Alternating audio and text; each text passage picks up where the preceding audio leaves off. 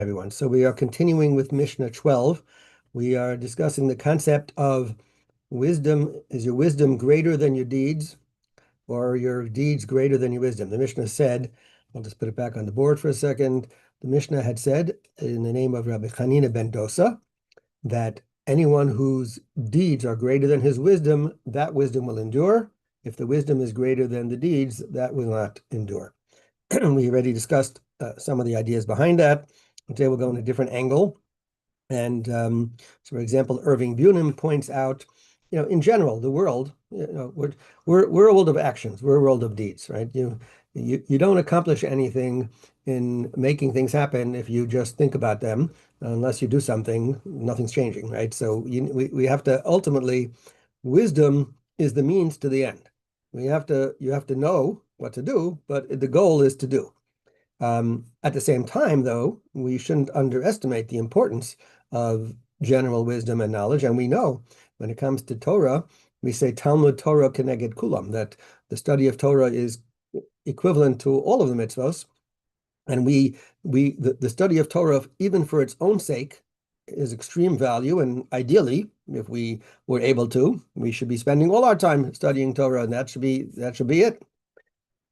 But if you're spending all your time studying Torah and you're not doing any of the mitzvos of the Torah, then we're missing the point. So you still have to do many other things as well. And of course, in order to know how to perform the mitzvos properly, you need a solid grounding. You need a lot of Torah knowledge, both in halacha, in terms of straight, what do you do on Shabbos type of thing, but in also there are laws of derech eretz, of how to conduct yourself, both in business, regular dealings, right, honesty, etc., and just common courtesy of how you speak to another person, all those laws of lashon hara, etc. So there's a lot of Torah that you have to know just to be able to interact on a daily basis and do all the other aspects of life.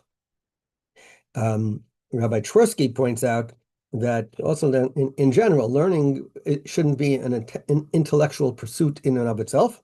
The concept of the ivory tower, where you're only looking for the sake of the enjoyment of it, but you're not really putting it into practice. We know, right? The Torah says lots as we call it, like he comes up business law, right? So it's important. We're supposed to learn them, but if you put them into practice, if you live them in your daily life, that's even more important. He tells an interesting story, the story of Rabbi Pinchas Horowitz, who is one of the great sages who wrote some commentaries on the Talmud, and he wanted to go. It was in the time of the Maggid of Mezrich, one of the early Hasidic leaders. And he wanted to see who is this person, this Maggid of Mezrich, and he heard him talking, and he gave some classes, and he wasn't overly impressed, and he was ready to leave. And the Maggid said, speak to my disciple, my student here, Rabbi Zusha, one of the famous also Hasidic rabbis, and engage him in a scholarly discussion. So Rav Zusha was a very humble person. He didn't let people didn't even think he was how smart he was, how much he knew. He always was very, very behind the scenes. And he didn't even look like he was studying. You thought he was just like maybe the custodian or something. Anyway, Rav Pinchas goes over to him, and Rav Zusha says, like, well, there must be a mistake. Like, why are you coming to me? I'm not a scholar. So Rav Pinchas insisted. He said, look, I'll tell you something that I heard from others say. I heard them learning a certain section of the Talmud. In the tractate of Brachos, Rav Huna says that Tisha va'aron, 9 people. If you need a minyan, right, and you have 9 guys, and the ark, the Aron HaKodesh, mitzdarfen, that can join together to make a minyan. If you only have 9 guys, okay, you can count the Aron. That's Rav Huna's opinion. Rav Nachman says to him, "What are you talking about? Aron Gavrahu? The ark's a person? How could you have 10? The ark's just a piece of wood. How could it count as a minyan?" That's what the Gemara says, and it comes out. The Gemara goes on from there. But the Rav Zusha said, like, I don't understand. What was the question? Like, of course, Rav Huna knew that the ark isn't a person. Why is Rav Nachman saying to him, is the ark a person? He didn't know it wasn't a person? What was his point? If he wanted to disagree with him, he should have said, he can't count. That's it. It doesn't work. Doesn't you don't say that is the ark a person. So he said maybe so Rab Zusha said to this Rabbi Pinchas Horowitz, he said maybe you can explain it to me. What was his rationale? He said, like I don't know. He said I have a thought. Maybe this is the idea. He says maybe that Rav Hunya is felt that in the ark. What's the Aron? It's the place where you put all the Torahs, right? So it's full of Torah. So if it's full of Torah, maybe it contributes to minyan. Rav Nachman said, yeah, just because it's full of Torah doesn't make it a mensch.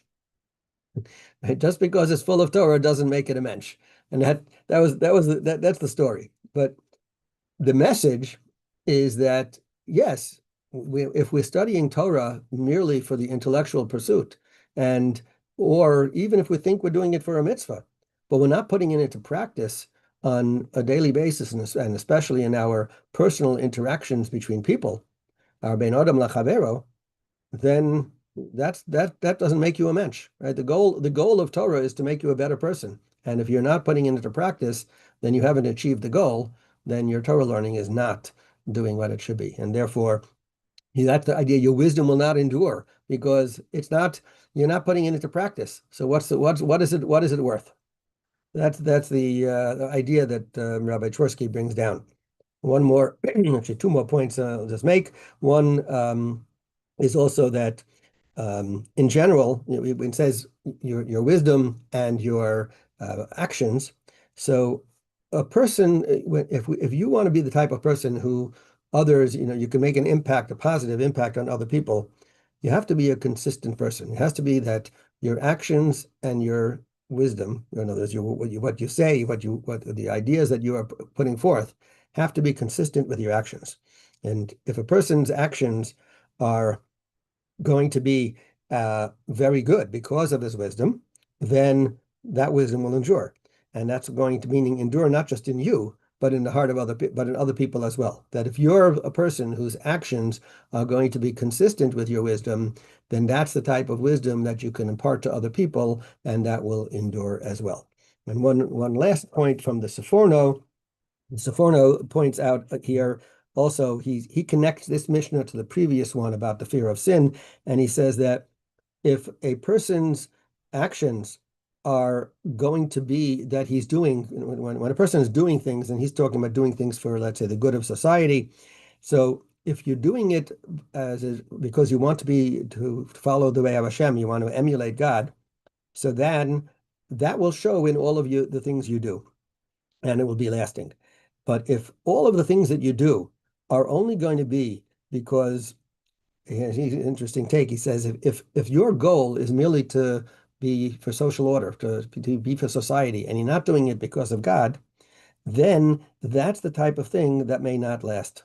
Because that changes with times. And this is the concept we've said many times of that, if you don't have that objective morality that's coming from God, then morality becomes subjective and laws become subjective, and they could change at any time. So if a person's actions are going to be based on his wisdom, meaning his knowledge of what Hashem has taught him, and he's doing it because of that, then it's going to endure because it's coming from a source that is immutable. But if you're only doing it, if it's not based on that, and you're doing it because you've decided, etc., then that's changeable, and that's not going to last. And that's how the Seforno reads it.